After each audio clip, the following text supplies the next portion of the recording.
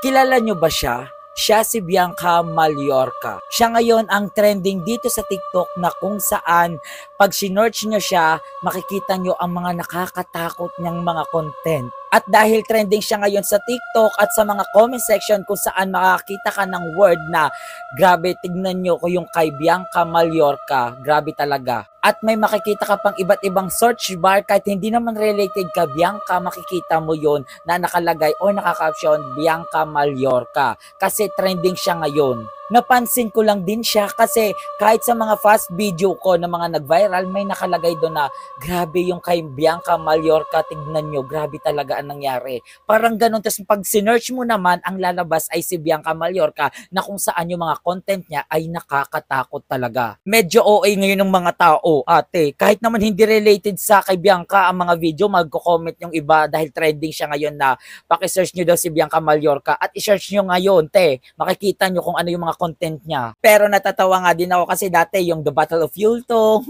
tapos ngayon, ito naman yung ano, yung grabe talaga ang nangyari kay Bianca Mallorca, yung mga ganun, te. Ano ba naman yan, si OA? Kasi karamihan talaga nung nakikita ko mga comment section kahit sa mga ibang user na at mga ibang sikat na TikTok influencer, makikita nyo may mga nakalagay na Bianca Mallorca sa mga search bar at sa mga comment section. Te, anong ginagawa nyo dyan?